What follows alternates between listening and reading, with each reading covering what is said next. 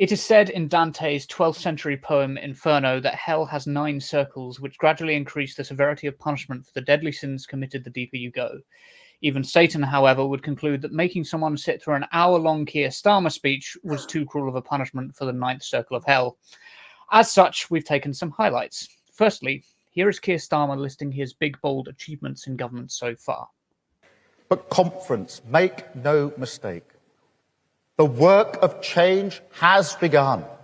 The patient, calm, determined era of politics as service has begun. Planning reformed, doctors back in theatre, new solar projects, new offshore wind projects, the onshore ban lifted, Great British Energy launched, one-word Ofsted judgments ended, a border security command, a national wealth fund, getting Britain building again, the Renters Reform Bill, stopping no-fault evictions, and the Railway Services Bill, bringing railways back into public ownership.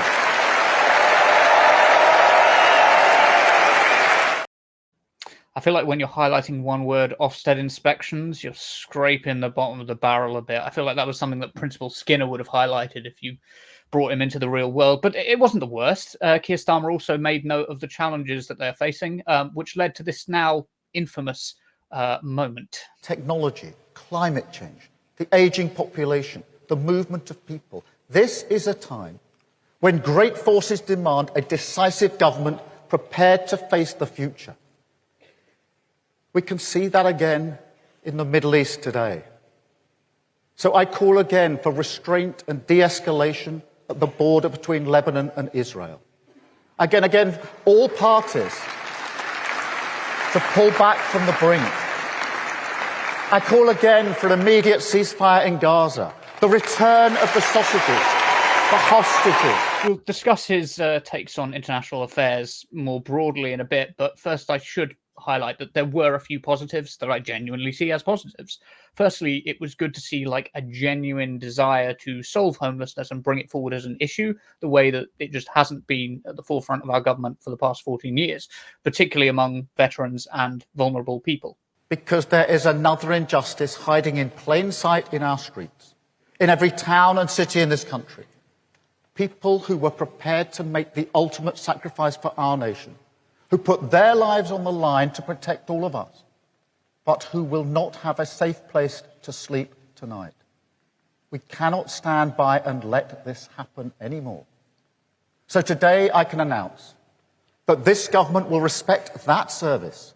We will repay those who served us and house all veterans in housing need. Homes will be there for heroes.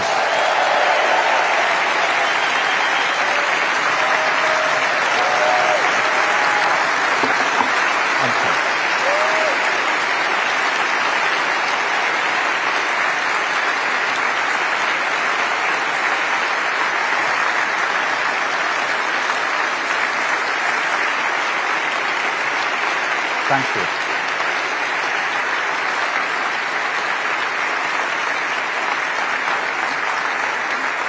And because we've started the hard yards of planning reform, because we're facing up to decisions ignored for years, because we're introducing new planning passports that will turbocharge house building in our inner cities, we can make the very same promise to other people at risk of homelessness.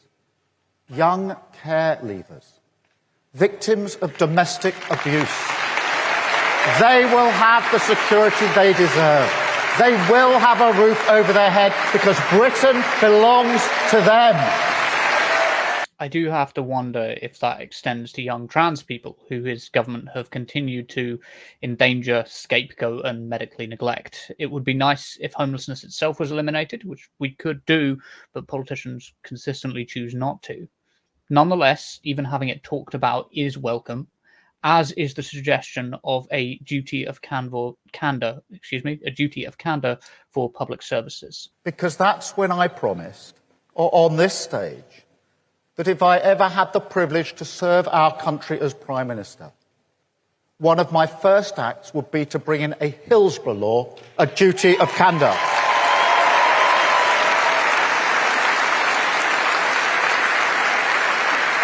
A law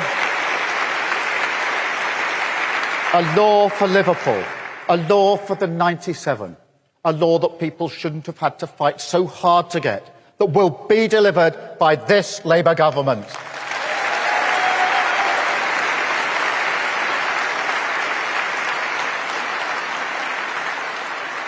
It's also a law for the sub-postmasters in the Horizon scandal, the victims of infected blood, Windrush, Grenfell Tower, and all the countless injustices over the years suffered by working people at the hands of those who were supposed to serve them. Truth and justice concealed behind the closed ranks of the state. And Conference, this is the meaning of Clause 1. Because today I can confirm that the duty of candour will apply to public authorities and public servants. The bill will include criminal sanctions, and that the Hillsborough law will be introduced to Parliament before the next anniversary in April.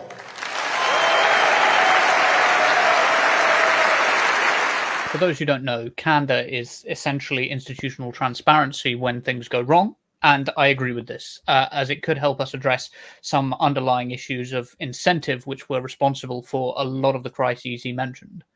It's a welcome, if relatively small step, and in some cases highly hypocritical, but we can kind of go into that. But still, before we go on to other points from Keir Starmer's speech, Harry, what do you make of the clip so far? I'm kind of under the impression that a lot of his speech was pretty empty, so I'm interested to hear what your read on it is. Yeah, I mean, so I watched it in its entirety live. I'm sorry. In my house. And yeah, I mean, it was an interesting one. It's his first speech at Labour Party conference as the Prime Minister, and again, against the backdrop of various scandals involving himself regarding freebies. And so obviously he wants to sort of change the narrative that's going on. So to talk about installing more trust in public services with this candour bill, I think is quite interesting. What else was there that sort of stood out to me? That was sort of the main one of the main ones in particular. Obviously, some other stuff that went on as well.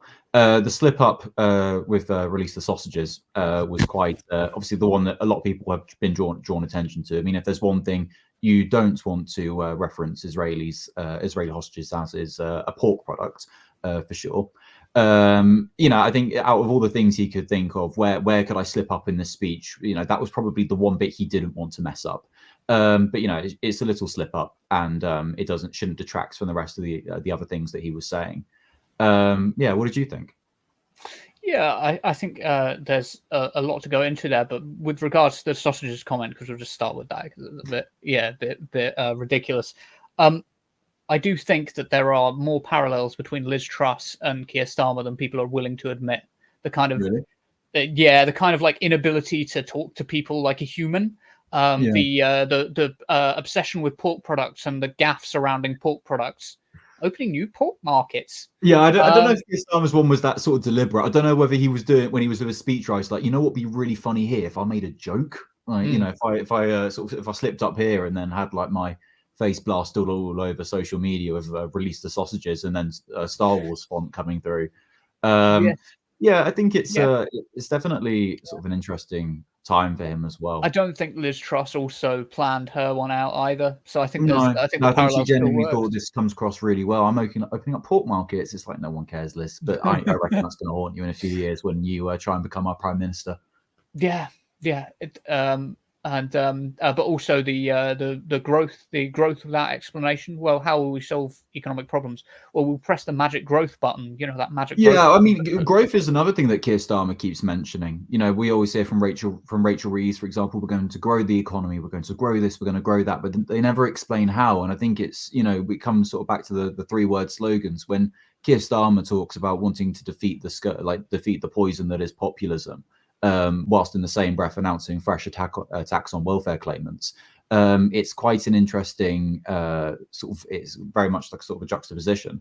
But yeah, going back to this whole growth thing, I think it's definitely like how do they actually do it? Because from what we can see, they have no real ambition to try and achieve that. Every thing they're trying to fund, they're making cuts in other places. So, you know, we're going one step forward, but 2 steps back at the same time. Yeah, it's It's interesting you should say that, because I was listening to the economist Richard Murphy give his review of the of Starmer's speech, and he was essentially saying there's not any ideas that will that will create the kind of growth that he's talking about, that will lead to this kind of national renewal, because a lot of those goals you can't achieve without some sort of wealth tax, some sort of like redistribution of wealth that's way too radical for like the Starmer wing. Well, it was interesting that when with sort of like this idea of renewal, when Starmer talks about GB Energy. GB Energy is a PFI, private finance initiative, that is essentially going to be funded by taxing oil and gas giants and then putting that funding basically back in. So essentially it's coming out of one pocket and back into another. And again, GB Energy won't actually produce any energy. So it's an energy company that doesn't produce any energy. So I fail to see how it's actually an energy company in the first place. Yeah, I think with GB Energy, again, the whole thing is just like, you know, it's a soundbite. It sounds really good, especially at a time when people are facing really high bills. And then obviously we've seen that the price cap has gone up as well, courtesy of Ofgem, you know, in order to allow energy companies to make a profit. You know, 966 million, I believe, British Gas made last year. You know, do they need to make any more? You know, it's absolutely obscene. But you know, maximizing shareholder value is what makes the world go round. So the sooner we all accept that, the better we can all get on along in our lives. Yeah, I'm really glad you brought up GB Energy, because I was thinking the same thing about the National Wealth Fund. It's essentially a PFI. Like, that's pretty much what it is. I mean, I was at Labour Party conference in 2022 when GB Energy got announced, and all of this stuff has been readily available for people to read. Granted, most of us, including myself, probably haven't really looked at the fine print until about 2023, sort of around the time of the election as well in 2024. And it feels like, you know, no one was really pulling them up on that. Obviously, they're setting it up in Aberdeen, which I believe is currently held by the SNP. Which I think was probably more a kick at the SNP rather than like we're doing this for the people of Scotland. Yeah, almost certainly. It's other things that I heard mentioned there that I can think of off the top of my head. The Renters Reform Bill, I remember that being in there, which is at the end of the day a Tory policy. Like, it was one of the better Tory policies, but at the same time, if you're not doing more than the Tories were promising to do, then, you know, the Tories may never have actually pushed that through. Fair enough, that's an argument. I accept that argument. But if the only thing you're willing to do is what the Tories were willing to say that they were willing to do, and yeah, I think that's a problem. Yeah, well, I think that's kind of been Labour's whole sort of shtick since 2019. You know, well, we can't commit this because we'll get slated in the media and by the Tories. And it's like, well, if your entire policy platform is based on what your opponents deem acceptable, you might as well join your opponents, because you're never going to get anywhere. Yeah, renters reform is obviously very much needed. You know, when there's when those of us who are renting, who are paying upwards of £1,000 a month on rent, it's absolutely absurd. It's quite interesting that people from my generation can't get a mortgage for £700 a month, but we're deemed more than but yet we can pay upwards of sort of £900,000 a month in rent. It seems absolutely absurd. What I would like to see in terms of reforms regarding renting is sort of end to policies like right to buy, which has completely destroyed housing stock in this country. Obviously, home ownership is a good thing, but until we actually have enough homes for people to own, it's a completely redundant thing.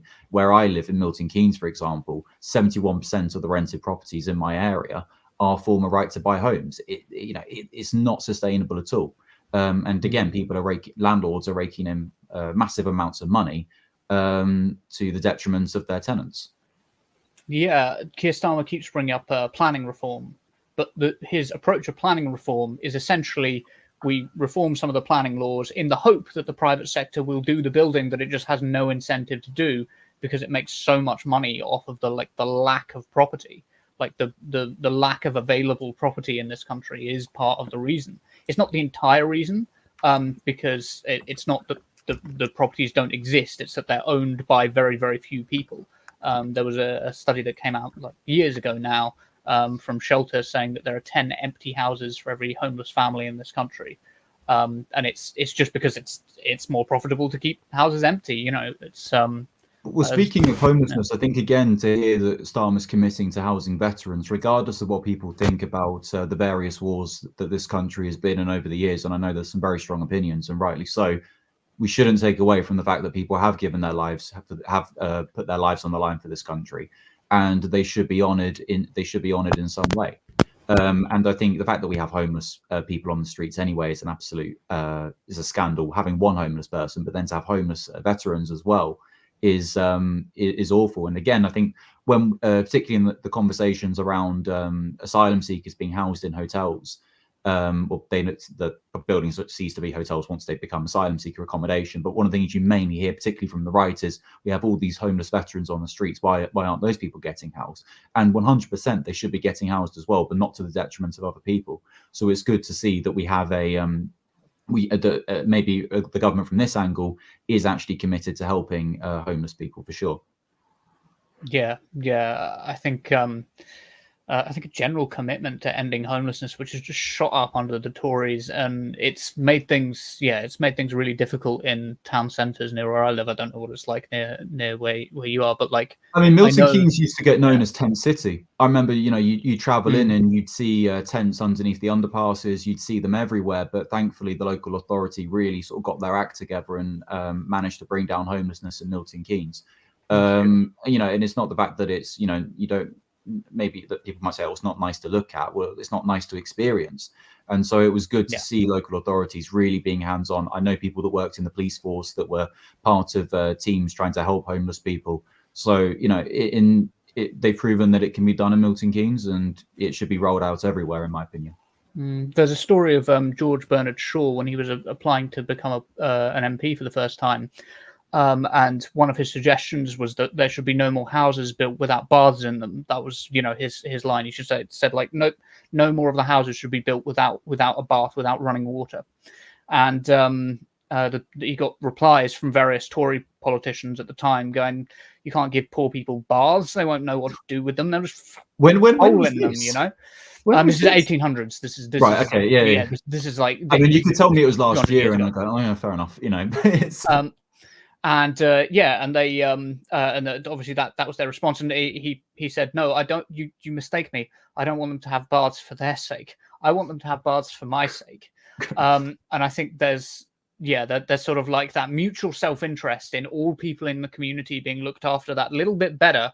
That's kind of like addressed in that little. Yeah, well, little I mean, it costs a lot more to have homeless people than it does to have no homeless people. If you think about the amount of cost that it's going to be, I mean, and I hate how it always comes back to monetary value. Again, if you have homeless people on the street, inevitably they're going to need healthcare. If you're being exposed to the elements without proper protections, you're going to need support. And ultimately, it costs far less to actually house people and treat people like human beings than it does to have them on the street as a sort of a benchmark to show people going, oh, you think you're struggling? Look, you could be that person. And ultimately, that is why homelessness exists. Yeah, you're right. It's a political choice. It really is. 100%. In amongst the other... Finland then did their homelessness. I don't see why we can't do the same. Yeah. I mean, effectively, we did during the pandemic for a little bit, but then... I mean, we proved that we could. We proved that we could do it. But again, it's a political choice in order to keep people homeless. Yeah. It's the you can always fall lower type thing. Oh, yeah, 100%. Great British Rail, though. I'm just thinking of other crappy Starmer policies that I heard while I was listening to that. Crappy Starmer policies. I've never seen those words put together before. No, they're very rarely put together. So Great British Rail. While it's true that the train operating companies are nationalised, we'd still be renting the trains from the rolling stock and freight companies. So there's still like massive private influence involved in that. It's the same problem that exists with Medicare for All in the US. You're still like, you've got like a state vehicle to kind of like act as a middleman, but you're still buying or renting from private companies. Another thing that should also be noted with Great British Railways is that the various railway lines will only be renationalised once the private companies' contracts have expired. So some of them will be happening soon, within the next couple of years, but some of them go onwards of sort of around 2032. Given how Labour are at the moment, are they going to be I mean, the next election will be in 2029. Will Labour be able to see that happen? And ultimately, when another government comes in, are they going to reverse that? I mean, I would argue that all public services should be in the hands of the state, because ultimately it should be run for the good of the people. we've seen consistently with the railways and with most public services that have become privatized, they're around for the benefit of the shareholders. Ultimately, we are the consumers, and our concerns aren't really valued because they have a monopoly on the area. Avanti West Coast is a prime example. The reason they keep winning government contracts is because they're the only operator in that vicinity. The whole idea that privatization creates competition is kind of redundant, evident by the state of our railways. Yeah, I want to go on and just look at an aspect of Keir Starmer's speech, which I think deserves some closer attention, if you don't mind. As Absolutely. I predict, it will only become more significant in the next few years, this particular issue. I have always accepted that concerns about immigration are legitimate. It is, as point of fact, the policy of this government to reduce both net migration and our economic dependency upon it. I have never thought we should be relaxed about some sectors importing labour, when there are millions of young people, ambitious and highly talented, who are desperate to work and contribute to their community. And trust me, there are plenty of examples of apprenticeship starts going down at the very same time that visa application for the same skills are going up. So we will get tough on this. At conference, whatever anyone thinks about immigration, I will never accept the argument made not just by the usual suspects, but by people who should have known better, who said that millions of people concerned about immigration are one and the same thing as the people who smashed up businesses, who targeted mosques, attempted to burn refugees, scrawled racist graffiti over walls, Nazi salutes at the cenotaph, attacked NHS nurses, and told people with different coloured skin, people who contribute here, people who grew up here, that they should go home. No. Now, I don't disagree with the fundamental point that he's making there. You can have concerns about immigration without necessarily being aligned with the EDL. The problem that I have is that he is once again setting up a trap for himself by framing immigration as a net negative that needs to be reduced constantly. Starmer said it himself earlier in the same speech. We have an aging population in this country, which is going to lead to a care, taxation, and growth crisis if we don't address it. We need immigration in this country, like just from an economic perspective. The IMF have warned us that high immigration helped to stop inflation becoming even worse. Immigrants are also just net contributors in terms of taxation and services. It's roughly £2,000 per year per immigrant that they contribute more than they take out in tax and services. But this isn't even necessarily about the truth of the statement. It's about how strategically incompetent it is. So Nigel Farage is looking to exploit immigration to build a path to increasing his own personal power in 2029, and Keir Starmer is just gifting it to him. The message Keir Starmer has is immigration is bad and must be brought down. Starmer can't bring immigration down because it would hurt us economically and demographically, and even if he could, Nigel Farage would always be willing to bring it down lower. You won't out UKIP, as I used to say back in the old days. And when he doesn't manage to reduce net migration, Farage will use it as a rallying cry. You told us immigration was bad, but you haven't reduced it, Mr. Starmer. Why haven't you reduced it? Explain to the people of Clacton why immigration has gone up. Harry, jump in here. Am I being too harsh on Starmer? I'd like to be wrong about this, to be honest. I think Starmer is trying to, surprisingly, sit on a fence that ultimately wants to either go one way or the other, and he can't balance on it. Yes, I mean, immigration is a net positive. I mean, I myself, the son of an immigrant, it's going to be very difficult to hear me talking shit about immigrants. So actually, maybe sometimes. But what I would say is, I think the fact that he referenced the riots that went on over the summer, I mean, it was absolutely awful. And all of the things that he mentioned 100% happened, and we saw it with our very eyes. But that didn't just happen overnight. That built up, decades of scapegoating immigrants, asylum seekers, Muslims in particular. That's what led to it. I mean, the fact that the rumor that was started about the alleged name of the Southport killer being Ali al-Shakti, which if you translate from Arabic to English means I need to go to my apartment. That should have told you that it was all bullshit. But that it carried on, and it spread to leading to what we saw. Yeah, I think again, as you rightly said, I mean, in order to get people back on side, and you need to improve people's living standards, because at the same time as we're seeing living standards fall, we have the lowest living standards on record since they began in the 1950s. People don't feel well off. And ultimately, if you can make people feel better, that will improve people's, let me start again. In times of economic hardship, people seek the radical because they feel the status quo is not working. So they either, maybe in the context of Greece, for example, may shift towards the left. In around Europe, a lot, we're seeing this quite common in Europe, Netherlands, Germany, France as well. Surges for the far right is going up, and in the UK, I'd say we're about a couple parliamentary terms behind, but I imagine that we will see it soon. The reform vote is probably a good example of that. 4 million votes, five MPs. That didn't just happen overnight. That's been building, and ultimately, politicians have. If you want to run this country, you have to be seen to be tough on immigration. It's almost impossible now to be kind of actually, you know what, immigration's all right, because I go, fuck you. You're not doing this anymore. And so Starmer is trying to balance that. It's trying to sort of balance on that fence. The thing is, if they go hard on immigration, Farage, the Tories, they will go harder. And ultimately, Starmer, in his mind, will have a limit. And then once he's found it, it's going to get to the point where the people he's trying to court are like, no, you haven't gone far enough for me. But the people that he's trying to retain and be like, well, hang on, you've gone so far this way. I don't feel like I can support you anymore. And so kind of drags Labour into a position where, perhaps they can't go back from. It's like a fork in chess, isn't it? Or the word dilemma, di is two, lemma means horns. So it's the two horns of the bull. Whichever way you go, you're going to get stuck on one of the horns. Yeah, I mean, we've always kind of said it. I feel like in this country, we do have like this big dial that says like anti-immigrant rhetoric, and we sort of like politicians take it in turn, sort of turning it and looking towards the audience, us, the electorate, going, is that far enough? Is that far enough? Maybe a little bit more. It's almost like with cooking. A good example, a good analogy would be like with cooking, right? You can always add ingredients, but you can't subtract them.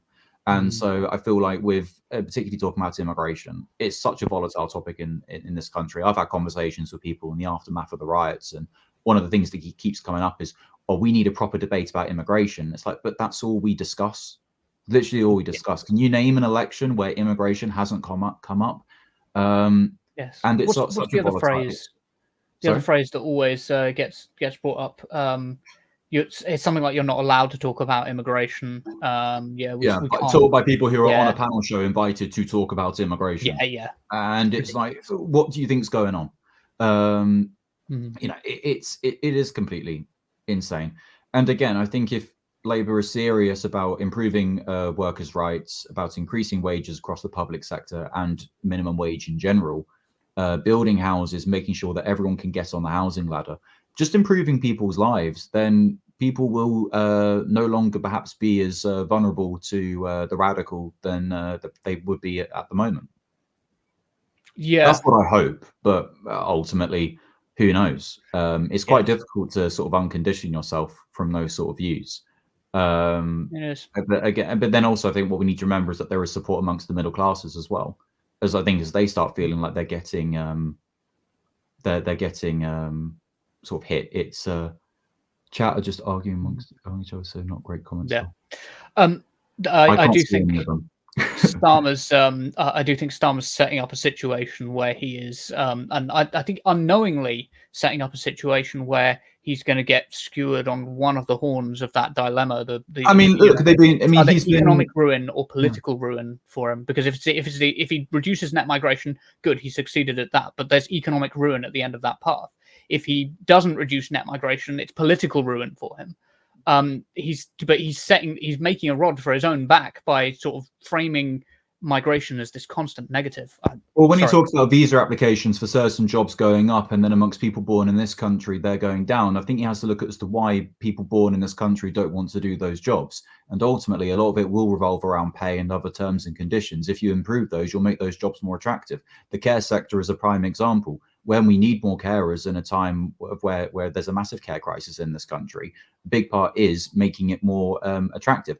I understand why they don't give people like silly, insane wages, because ultimately you do run the risk of people only doing that job for the money. I know a lot of carers, and I know that they're good people, and they should 100% be paid more. But I guess that's maybe that's the risk they got going on in their head. It probably isn't, but I'll give them the benefit of the doubt. It's the inner liberal in me. People are fundamentally good. Suppress that, boy. Suppress that. Patreon.com, Turn Left Media. Support independent media. Support social justice that's there on social media. Thank you. Turn Left.